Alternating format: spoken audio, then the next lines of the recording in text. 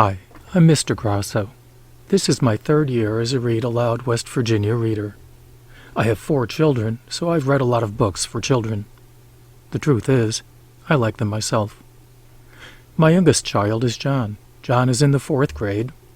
Like a lot of 4th graders, John likes to be silly sometimes. Here are just a few of the books John and I have read. Today I'd like to read a story to you from this book. Flying Lessons and Other Stories is a collection of stories by and about people from a variety of different backgrounds. I have 3 favorite stories in this book. You can see I've marked them with small pencil marks. It's okay to write in a book if it's your own, but I still use pencil, so if someone else ends up with a book someday, they have the option of erasing it. Today's story is The Difficult Path by Grace Lin. You might like to check out Grace Lin's website, gracelin.com. You can see where she works, meet her family and pets, and listen to her read a story. The Difficult Path is set in ancient China. Let's get started. The Difficult Path by Grace Lin. When I was sold to the Lee family, my mother let Mrs. Lee take me only after she'd promised that I would be taught to read. Her mother had 14 other children starving and clinging to her, yet she was still insisting that I promise. Mrs. Lee sniffed and began a high-pitched imitation. "Promise me that when she's 6, you'll have her taught to read, on your ancestor's grave. Promise." "You didn't have to agree," Auntie Wang replied peevishly. This was a story she had already heard many times.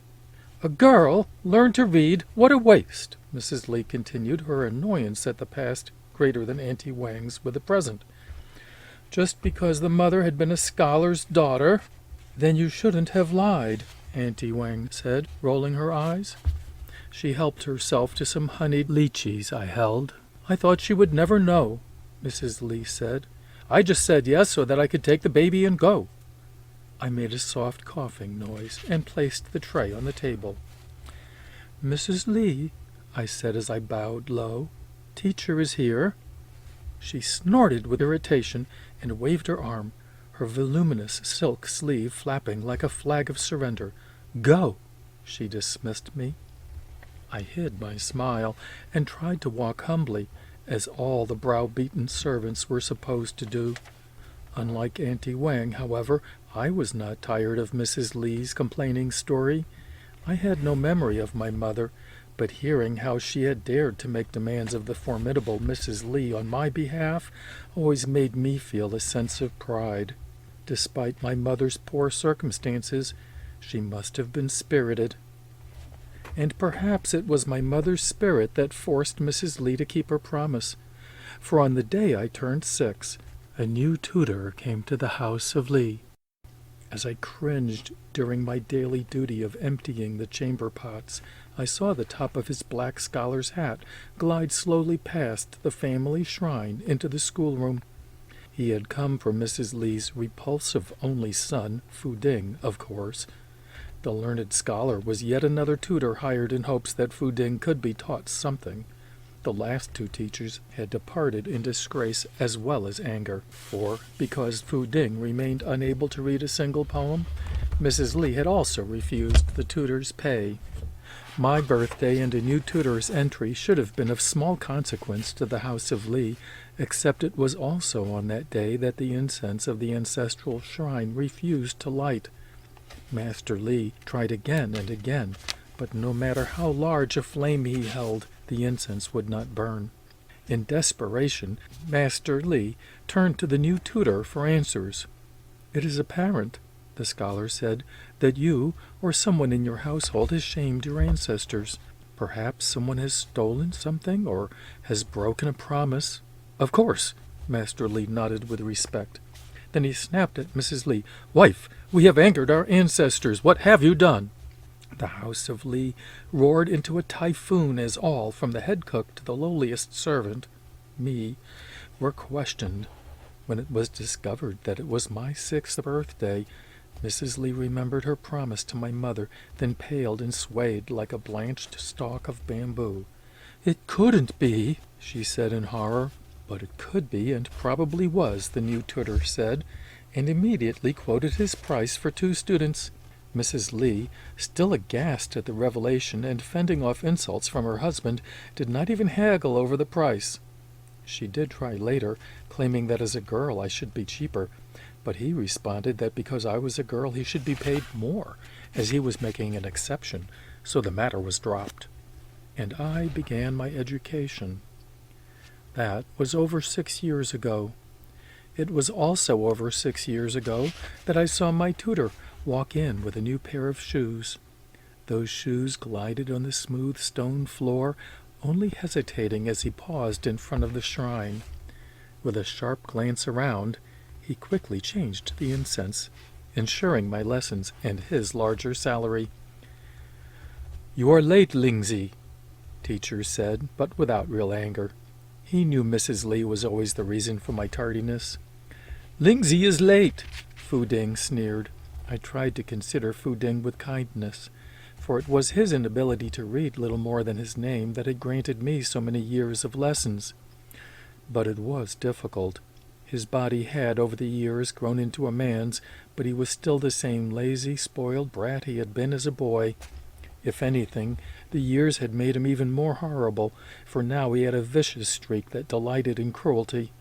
I couldn't help shivering when I saw that he was pulling the legs off crickets again. "Today's poem," teacher said, ignoring Fu Ding, "is The Difficult Path by Li Po." I knelt at the table and began to read. "I will ride the winds and surmount endless waves. Setting sail on the vast ocean, I will one day reach the distant shores." "The ocean," I murmured. I had been outside the walled estate of the House of Li only a handful of times. However, one time Shuan, the head cook, and I had been sent to town to buy pepper, and I had caught a glimpse of the sea. But only a glimpse, for when I tried to see more, I was yanked away. Shuan had a terror of pirates, and was convinced that just looking at the sea could make them appear. "Li Po writes of endless hardships," teacher said, "but you also feel his valiant spirit. I hope this is something you remember, Lingzi." I looked up at him, the question in my eyes, since I dared not ask with my voice. "Today is our last lesson," teacher said. "Mrs. Lee has informed me that Fu Ding will soon be of marrying age, and his time must now be spent in other ways." We both glanced at Fu Ding, who was creating a pile of dead insects, and then quickly looked away. My eyes filled with tears. I had known that these lessons would not continue forever, but now that they were ending, I felt I could not bear it. "You have learned much, Lingzi," teacher said to me kindly. "You are a very smart and clever pupil. If you had been a boy, I have no doubt you would have won honors at the imperial examination." I tried to smile, but could only bow my head. I felt teacher's hand gently rest upon it. "Mencius, the second sage, said that there are 3 joys in this world," he said. "Health, a clear conscience, and teaching those who are worthy.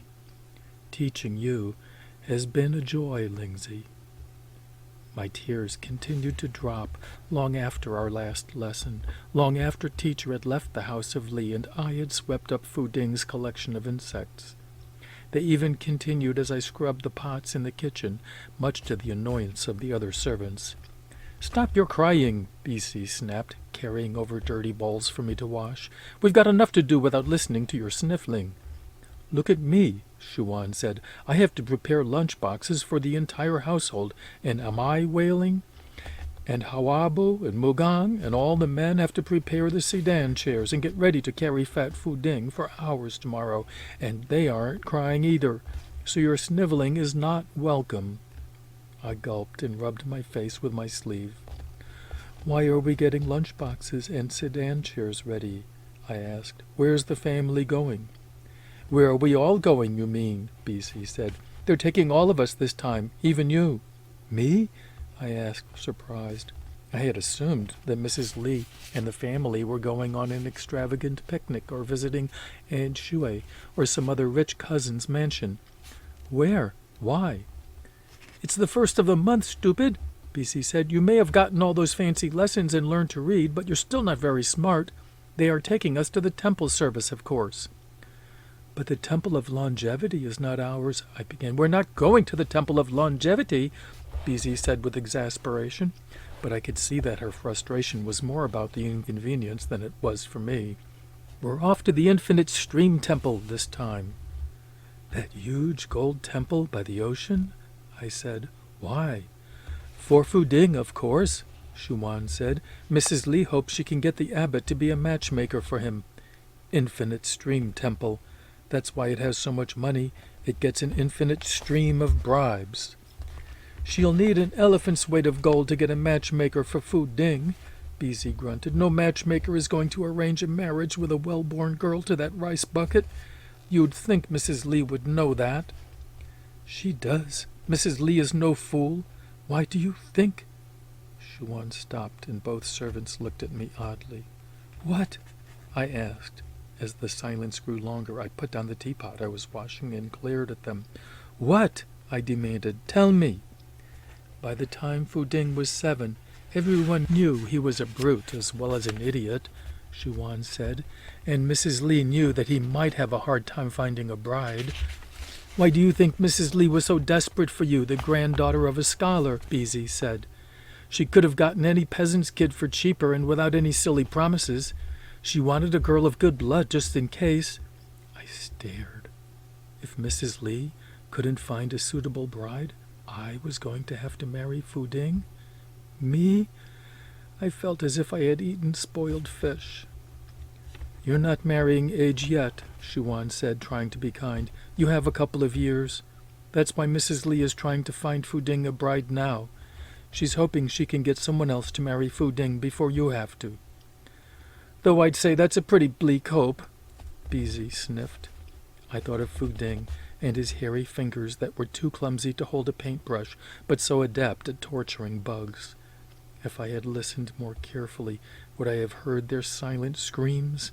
Tears of horror filled my eyes. Shuwan heaved an impatient sigh. You made her cry again, she complained. Well, BZ retorted, at least this time she's got a good reason. The next morning, the streets around the house of Li overflowed with servants, horses, and sedan chairs. Mrs. Li's chair was so large that it needed 4 men on either side to carry it. Fu Ding's was not as large, but he was so heavy that the same number of men were needed to carry him. Then the cousins and aunts filled the carriages, and the horses were burdened with the supplies and gifts. Shuwan, BZ, and I were to share a donkey, with the agreement that we would take turns riding, even though I had doubts about when my turn would be. It's sheer craziness, Shuwan grumbled as we paraded past the gawking neighbors, most of them awed by the grandness of our procession. Going to that ocean temple carrying chests of jade and strings of cash, we'll be prime targets for robbers. I wouldn't be surprised if pirates docked their boats just to raid us. I remembered Shuwan's fear of pirates. Weren't some pirates seen recently? I asked slyly. I think someone said it was the Red Flag Fleet. I hope not, Shuwan said with such fear that I felt a little bad for teasing her. They are the worst. No one can stop the Red Flag Fleet. The Imperial Navy has tried 3 times to capture them, BZ said helpfully, but failed each time. I heard that the Emperor has even offered amnesty to the captain and the crew if they'd agree to retire. Why would they retire? Shuwan said. They take what they want, and no one can stop them. And here we're going with all our gold. We might as well be throwing it into the ocean for them. The trip to Infinite Stream Temple was a long one, but enjoyable. My turn to ride the donkey came much sooner than I had expected, for my short legs could not keep up with the procession, and Shuwan was ordered to allow me to ride so that I wouldn't slow down the group. She did this begrudgingly, until it was discovered that because I was so small, the donkey could bear the weight of another. So I rode along merrily, enjoying Shuwan and BC's bickering about who would ride with me. And I marveled at all I saw. Even the scrubby, unkempt brush on the dirt road was a pleasure to see. Mrs. Lee insisted that her residence be immaculate at all times. Even stray leaves had to be plucked from the paths of the garden. I knew this because clearing the walkways was one of my jobs. But the sea was what mesmerized me. It whispered with a quiet thunder, and when I saw the waves made of dragon scales, just like in one of Li Po's poems, I gasped. However, after 36 twists and turns of the valley, the Infinite Stream Temple came into view. High on a rocky hill, it was impossible to miss, for even from a distance the temple was a brilliance of gold. The temple's bright yellow and red walls and roofs dazzled, a loud vibrating blare among the soft grays and silvers of the landscape. "If I were a pirate," I said, "I'd raid that temple myself." "Shut up about pirates already," Shuan snapped. I grinned, and our procession began along the path toward the temple. As the donkey climbed, I heard the murmur of the sea, as if it were sighing a secret, and turned to look down at it. From my seat on the donkey, I could see the expanse of the ocean, the rolling waves glistening like silver folds of silk embroidered with threads of red. I straightened. Unmoving and still, a dozen large junks sat in the water, their masts red-wrapped spikes stabbing into the sky as if waiting. Waiting for what? Their captain and crew? But the only seamen who would dare raise a crimson sail were the Red Flag Fleet pirates. I scanned the shoreline below and stared at the sampans. 50 of them, or maybe even 100, all piled together like discarded shoes in the sand. As one stray sampan began to bob away, I felt my own thoughts lurch. There were pirates here. "BC," I said, grabbing her arm. "Pirates! Stop teasing Shuan." BC shook me off. "You little brat, you think you're so funny." But her voice trailed off as hundreds of screams echoed from the front of the procession. Servants, silk, and sedans seemed to fly toward me, and I felt BC throw herself from the donkey, shoving me face first into the ground. Something hard hit the back of my head, but before all became black, I knew that the Lee family had reached the doors of the temple and had been welcomed in by the pirates. I dreamed I was a small child, being rocked gently in a mother's arms. "Shh," she whispered in my ear. "Shh." "Is that one awake yet?" a rough voice said. My eyes flew open. The soft rocking had been caused by the waves of the sea, and the ocean's roar had been the whisper. I sat up and saw a splash of red against blue, an unfurled sail against the sky. I was on a pirate boat. "Now she is!" another voice hooted. A forest of men stood before me, but beneath the raucous laughter I heard sniffling. I looked and saw BC next to me, whimpering like a puppy. "This was supposed to be a grab-and-go," a man said. "The captain's not going to like seeing these prisoners." "Indeed," said a low voice behind me. "She does not." The captain was a woman? She strode forward, and it was then that I saw Tian Yi, the captain of the Red Flag Fleet, the most feared pirate of the sea. I could only gape. Teacher had once told me about the powerful goddess Ji Wangmu, and how she was sometimes described as ferocious and terrible, having the claws and teeth of a tiger and the tail of a panther. But she was also described as being incredibly lovely and the queen of the heavens. I had protested at the conflicting descriptions. I had thought it impossible for one to be so beautiful and so fierce at the same time. But as I gazed at Tian Yi, I suddenly understood. Her black silk hair billowed like the sails behind her, and her eyes sparkled like black coals ready to flame. "Well, Wei-gu," Tian Yi said, and I saw the pirate actually whiten. "I thought maybe that one could be ransomed," the pirate named Wei-gu replied, nodding toward me. "That family had a child, right? I thought maybe this one was it." Tian Yi gave me a quick glance and made a sound of annoyance. "Stupid donkey, look at her. Are those the clothes of someone from a rich family?" She said. She grabbed my hands and thrust them in the pirate's face. "Look at these hands. These are the hands of a servant. There's no ransom here, idiot." The pirate cowered as Tian Yi looked around. "And what straw bag grabbed her?" she said, nodding toward BC. "Dihan took her. one of the men said. "He thought she was pretty." "Did he?" Tianyi said dangerously. She drew her sword and walked to a man, placing her sword at his neck. "If you try to spoil her, I'll cut your head off." "I didn't," the man protested. "I promise." "I know," Tianyi said with a sweet smile, putting her sword away. "That's why I'm not going to.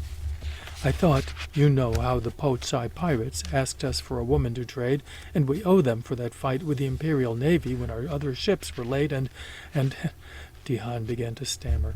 Tianyi looked at Bisi.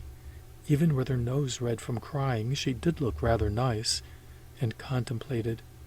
For a brief moment, I saw Tianyi's eyes flash with pity. "Too plain," Tianyi said, looking away. She tossed her hand. "They won't want her." "Too plain?" Dihan asked. "That's what you said last time. Do you think I cannot judge a woman's beauty?" Tianyi said, taking a step toward him. Like Wei Gu, Dihan cringed. "Give them enough cash to return, and we'll drop them off at the next port."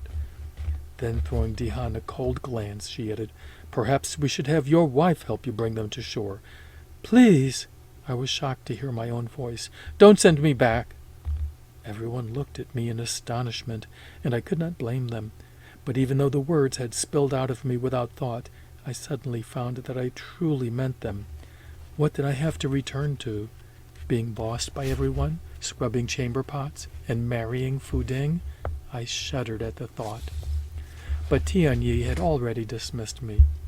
"This is a pirate ship, not a nursery," she said. Then addressing the crew, she ordered, "Bring up the rest of the loot." I bowed my head, surprised by the tears that filled my eyes. Bisi hissed a stream of insults at me, which after years of practice I easily ignored.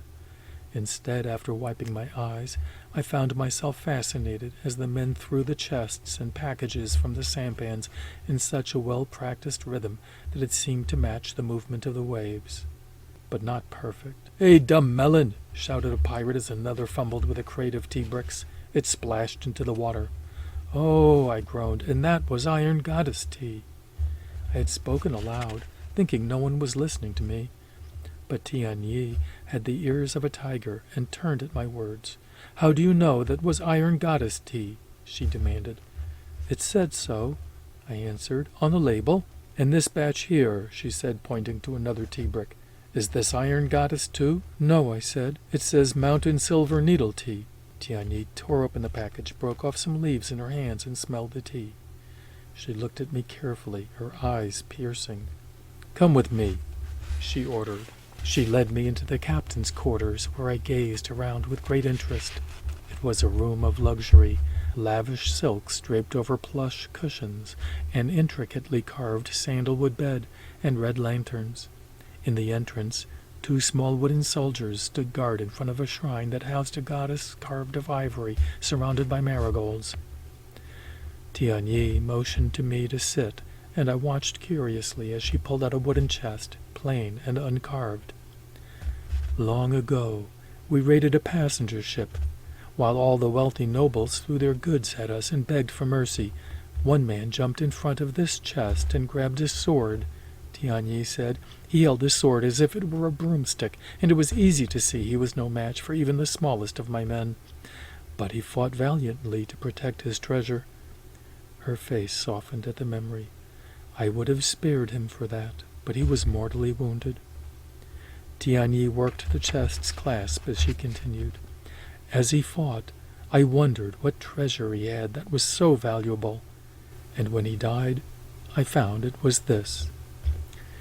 She opened the chest, and I gasped. Books.